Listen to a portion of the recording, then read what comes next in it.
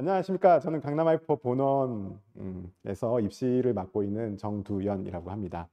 저는 오늘 이제 서울대의 어떤 수시 대학별 지원 전략에서 서울대 지원 전략을 이제 좀 설명을 드리려고 왔어요. 정확히는 서울대 수시 모집 요강의 어떤 변화상을 좀 설명을 드리고 주요 전형에 대한 이제 그 어떤 안내, 그리고 제가 생각하고 있는 여러분들이 이제 수시 원서를 접수할 때 서울대를 지원할 때 조심하셔야 되고 고려하셔야 되는 부분들을 조금 포인트를 짚어드리도록 하겠습니다. 자, 먼저 서울대는 이제 올해 그 변화된 것 중에 가장 큰 거는 수능 응시 영역 기준이 이제 변경이 됐다는 거예요. 원래 이제 그 정시는 당연하고 그다음에 수시에서도 지역 균형 전형을 쓰는 친구들 같은 경우에는 자연계에서 과탐 2 과목을 한 과목 정도는 이제 응시를 할 것이 요구가 됐었는데 그 20계열의 과탐 2 필수 응시 기준 자체가 폐지가 됐습니다. 여러모로 여러 가지 이제 효과를 가져올 텐데요. 특히나 이거는 서울대 일반 전형은 이제 상관이 없고 직윤 전형에서 그 최장력 기준이 적용되는 이제 부분이 문제가 될 것 같고요. 그 다음에 그 일반 전형 중에 일부 디자인 전형이나 그 어떤 체육교육 디자인 전형과 어떤 체육과 전형에서도 이제 수시에서는 영향을 끼치고 정시에서는 굉장히 큰 영향을 끼칠 걸로 예상이 되고 있죠.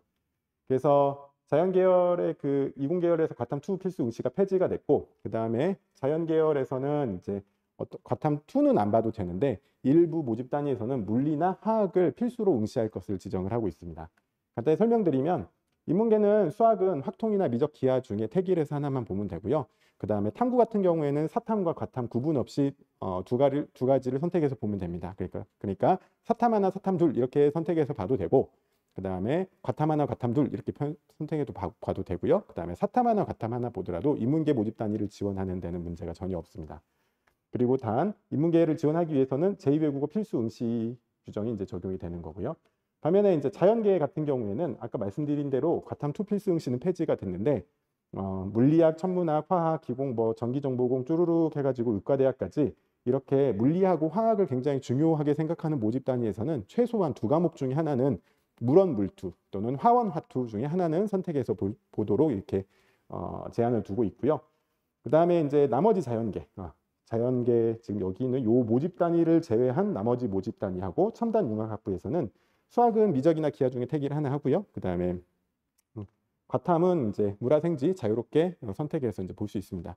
그러니까 국민 과탐이라고 할 수 있는 생명이랑 지구과학을 선택해서 생원 지원 이렇게 보는 친구들 같은 경우에는 여기 자연 두 번째 모집 단위, 자연 2 모집 단위에만 이제 지원을 할 수 있다는 거 하나 알아두시면 될 것 같고, 그 다음에 자유전공학부랑 사범대학 체육교과 같은 경우에는 수학은 확통 미기 중에 하나 택일해서 보고, 탐구는 사탐이나 과탐 구분 없이 택 하나 여기서 두 개 선택해서 보면 되고요. 인문계랑 거의 비슷하죠? 다만 제2외국어 필수 응시 규정이 좀 빠져 있다는 거를 참고하시면 될 것 같습니다. 그 다음에 서울대에서 두 번째 큰 부부 변화 양상이라고 한다면 굉장히 큰 모집 단위가 새로 생겼어요. 첨단 융합학부라고 하는 부분인데요. 이게 무려 수시에서는 직윤 30명, 일반 98명, 기회균형 20명 해가지고 148명이라는 굉장히 큰 모집 단위가 생겼고, 그 다음에 정시에서도 70명을 따로 뽑기 때문에 200명이 넘는 모집 단위가 덜컥 하나 생겼다고 생각하시면 되겠습니다. 그러니까 첨단 융합학부는 사실은 그 올해 결정이 됐어요. 그래가지고 이 첨단 융합학부는 이제 작년에 나와 있었던 그 시행계획에는 이제 잡혀 있지 않았었는데 올해 모집 요강에서부터 이제 반영이 결정이 된 걸로 보이시고요. 그다음에 첨단 융합학부 입학생들은 3학기 이후에 어떤 그 학분의 5개 전공 중에서 전공을 선택하는 형태로 진행이 돼요. 어떤 전공들이 있냐면 4세대 지능형 반도체 전공이랑 그다음에 지속가능 기술 전공, 혁신신약 전공, 디지털 헬스케어 전공, 융합 데이터 과학 전공 이렇게 있습니다. 최근에 이런 어떤 첨단 학과들이 만드는 것들이 대학들의 각 추세였는데 서울대도 그런 어떤 트렌드를 쫓아가기 위해서 올해부터 이제 그 모집 요강상에서 이제 반영이 나타나게 된 거고요. 이거는 되게 여러 가지 그 효과를 가져올 수 있습니다. 일단 서울대 기존에 이런 것들을 지원하는 학생들이 많이 쓰는 학부가 이제 자유전공학부였는데 자유전공학부하고 그다음에 이 첨단 융합학부는 조금 방향성이 다릅니다. 자유전공학부는 전공을 또는 내가 공부하는 어떤 전공 과목이나 전공 수업들을 설계해가지고 내가 나가고자 하는 정도를 융합해서 수업을 하는 형태, 즉 자율 설계형 그 모델이었다면은 첨단 융합학부는 안에 들어가서 정해진 이제 커리큘럼대로 공부를 하고 그 중에 이제 3학기 이후에 전공을 자기가 선택해서 결정을 한다는 그런 의미가 될 거예요. 그래서 자율전공학부하고 첨단융합학부하고 어떤 그 커리큘럼 구성상의 성격이 좀 다르니까 이걸 좀 확인하시고요. 제가 볼 때는 이 첨단융합부가 신설이 된 부분은 일단은 다른 대학보다도 서울대 내의 입결에 굉장히 큰 영향을 끼치게 될 거예요. 사실은 예를 들어 인공지능을 공부한 친구나 뭐 데이터 과학을 공부한 친구나 이런 친구들 같은 경우에는 첨단융합부가 있기 전에는 신설되기 전에는 이제 그런 지원 전공들이 이제 존재하지 않기 때문에 그 이제 서울대를 지원할 때 조금 어떤 전공을 선택을 해야 될지에 대한 고민들이 좀 있었습니다. 예를 들어 인공지능을 내가 준비를 했다고 하면은 연세대 인공지능학과까지는 작년까지는 쓸 수 있었는데 서울대는 그럼 인공지능학부에 대한 부분이 없기 때문에 어디를 지원해야 했을까 했을 때 그런 학생들이 많이 쓰는 게 이제 컴퓨터공학 또는 전기정보공학, 그다음에 산업공학 이런 부분들을 많이 썼었거든요. 또 예를 들어 고려대 데이터과학과를 이제 만약에 지원했던 친구들이 서울대를 지원하려고 한다면 어디를 썼을까? 작년까지는 이제 통계학과 또는 산업공학과 이런 것들을 이제 중복해서 이제 썼었습니다. 근데 이제 말하자면 이런 첨단 학과에 대한 어떤 트렌드가 서울대에서 반영되어 있지 않았기 때문에 이거를 쓰는 이런 분야를 공부한 친구들의 어떤 전형적인 전공 적합성이 이제 제대로 드러나기 어려운 부분이었는데 올해는 이런 첨단융합부가 신설되면서 그런 학생들의 지원이 말하자면 보다 더 전공 적합성을 돋보이는 방향으로 진행이 될 수 있을 거고요. 이거는 그렇다면 거꾸로 기존에 이제 뭐 인공지능을 전공했다 또는 데이터 과학을 전공하고 싶다 했던 친구들이 컴퓨터공학이나 산업공학이나 이런 거를 썼을 때 그런 학생들이 이런 첨단융합학부로 빠져나가기 때문에 기존에 있었던 입결에 어느 정도 영향을 끼치겠죠.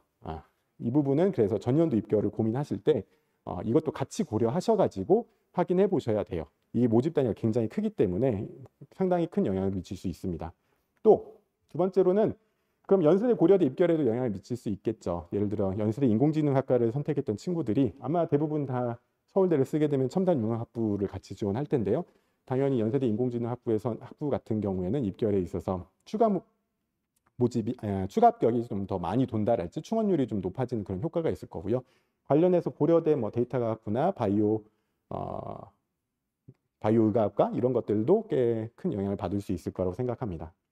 충원율에 영향을 줄 확률이 굉장히 크다고 생각해요. 입결도 조금 떨어질 수 있고. 그래서 이제 보시면 이걸 같이 고려하셨을 때 연세대 인공지능학과 같은 경우에는 전년도에 이제 1.7 정도가 평균 내신 70% 평균 내신이 1.7이었는데 이거보다는 조금 떨어지지 않을까? 고려대 데이터과학이나 바이오 시스템 의학부도 이렇게 잡혀 있었던 게 입결이 조금 더 떨어질 수 있지 않을까? 제가 이제 보는 점은 그렇습니다. 그다음에 세 번째, 이거는 이제 서울대뿐만 아니라 전체 모든 대학들에서 이제 나타난 현상인데요. 이게 그 입시에서의 어떤 공정을 화두로 해가지고 사회통합 또는 기회균형 특별전형이 이제 확대되도록 이게 법제화가 진행이 됐어요. 그래서 전년도보다 이 기회균형 특별전형이 이제 82명에서 172명 2배 이상 훌쩍 뛰었죠. 그래서 뭐 농어촌 학생, 저소득 가구, 그다음에 국가보훈 대상자나 서해오도, 자립지원 대상 아동 또는 농생명 계열 고교 졸업 예정자 이런 학생들이 쓸 수 있는 기회균형 특별전형의 기회가 대거 이제 확대됐으니까 이런 부분도 이제 해당하는 전형이 있으면 그것도 적극적으로 노려보는 것도 좋을 것 같습니다. 이런 여기서 기회균형 특별전형이 확대되면서 나타나는 그 모집 인원은 여기서 직윤전형의 일반전형 모집 인원이 일부 감소했고요. 근데 이게 그 어떤 모집 단위에 따라서는 이제 감소 폭이 다소 큰 데도 있고 좀 작은 데도 있으니까 그 반드시 전형별로 모집 단위를 확인하시고 보시는 게 좋을 것 같아요. 자, 서울대 이제 전형인데 잘 아시다시피 그 직윤 전형 일단은 이제 여기는 작년 모델이고요. 이건 올해 이렇게 확보된 모델입니다. 아까 말씀드렸던 대로 모집 인원이 다소 감소했지요. 그리고 여기 있는 통합 전형도 이제 나름 줄어든 게 보이고요.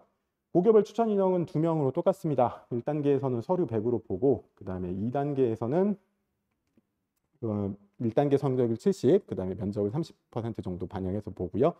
그다음에 서류 기반 면접으로 진행이 되고 그러니까 학생부에 있는 자기의 어떤 활동이나 이런 부분들을 서류 확인하는 형태의 면접 문제들이 진행될 거예요. 서울대 면접 같은 경우에는 이제 좀 소위 말해서 까다롭기로 좀 유명한데요. 준비하는 과정에서 여러 가지로 자기의 학생부를 잘 들여다보고 또 올해부터는 그 자소서가 폐지가 되어 있기 때문에 학생부에 나타난 여러 가지 지원 동기나 그다음에 노력 과정, 앞으로의 어떤 진로 학습 계획에 대해서 심층적으로 물어볼 확률이 크니까 그런 부분에 대해서 면접을 잘 준비를 하셔야 될 것 같아요. 그리고 사범대 같은 경우에는 그런 서류 기반 확인 면접에 교직 인적성 면접까지 같이 포함해서 진행이 되고요. 의대 같은 경우에는 MMI 형태로 진행된다는 거 꼭 잊지 마시고 확인하셔서 준비를 하셔야 될 것 같습니다. 그리고 최저학력 기준이 이제 존재하죠. 인문계는 국수 형태 합쳐서 3합7, 그다음에 자연계는 국수형과 합쳐서 3합7. 그러니까 자연계는 아까 과탐 2개고 아까 얘기했다시피 일부 모집 단위에서는 물리랑 화학이 필수로 응시해야 된다는 거 꼭 알고 계시면 되겠습니다. 그리고 인문계 수학은 그 수학이 이제 확통, 미기 선택할 수 있었는데 셋 중에서 하나 선택하면 되는데 자연계 수학은 미적이나 기하 중에 택1 하는 형태로 진행이 될 거예요. 탐구 영역은 2개 평균 등급이 들어갑니다. 그러니까 소수점 절차가 없기 때문에 만약에 0.5 등급 차이로 그 최저를 못 맞히는 경우도 얼마든지 발생할 수 있죠. 이 부분도 확인하셔야 되고, 그 다음에는 서울대 일반 전형입니다. 일반 전형 인원은 다소 조금 변화가 있는데 자연계에서 굉장히 큰 폭으로 변화가 있는 것처럼 보이는데 이게 아까 얘기했던 대로 그 첨단 융합부가 신설됐던 나타나는 효과들이고요. 오히려 이제 인문계 모집 단위 같은 게 일부 줄었어요. 기획인형 전형이 이제 확대가 되면서 그 부분에서 모집 인원 조정이 어느 정도 있었다 이렇게 보시면 되겠고, 1단계는 서류로 2배수를 먼저 뽑아요. 2배수 먼저 뽑고 그 1단계 성적 50%에다가 면접 50% 합쳐가지고 이제 합산해서 결정이 되고요. 여기 있는 일반 전형의 면접 방식은 제시문 기반 면접입니다. 그래서 인문 같은 경우에는 인문 문제 하나, 사회 문제 하나, 그리고 자연계 같은 경우에는 이제 물론 수학이든 과학이든 이제 2문제씩 이렇게 봐가지고 진행이 되고, 이 면접이 반영 비율이 50%이기 때문에 일단 1패수 통과하는 것도 어렵지만 1차를 통과하는 것도 어렵지만 통과하고 나서도 면접에 따라서 얼마든지 순위가 바뀔 수 있어요. 그래서 면접 준비까지 굉장히 심하게 해야 돼서 열심히 해야 돼서 이 부분은 이제 말하자면 1단계 합격이 말하면 이 학생의 합격을 장담할 수 없는 전형입니다. 그래서 면접에 있어서 변별력이 굉장히 크다는 거 확인하시고, 사범대는 그 제시문 기반 면접 말고 그 교직 인적성 면접을 따로 진행을 하고요. 그 다음에 의대 같은 경우에는 이제 MMI 형태로 진행이 됩니다. 역시나 이 부분도 이제 확인하셔서 준비를 해야 될 것 같고, 수능 최저학력 기준은 이제 없습니다. 서울대에서는 이렇게 여러 가지 좀 변화가 있었고, 아까 첨단 융합 학부 같은 게 신설된 효과들을 분명히 좀 고려하시고, 서울대 그 다른 학부에 미치는 영향이나 아니면 연고대를 같이 지원할 거니까 연고대의 입결에 미치는 영향도 고려하셔서 그 부분을 일단 가장 집중적으로 좀 살펴보시면 아마 후회 없는 수시 지원을 하실 거라고 생각합니다. 자, 저는 여기까지 하겠습니다. 감사합니다.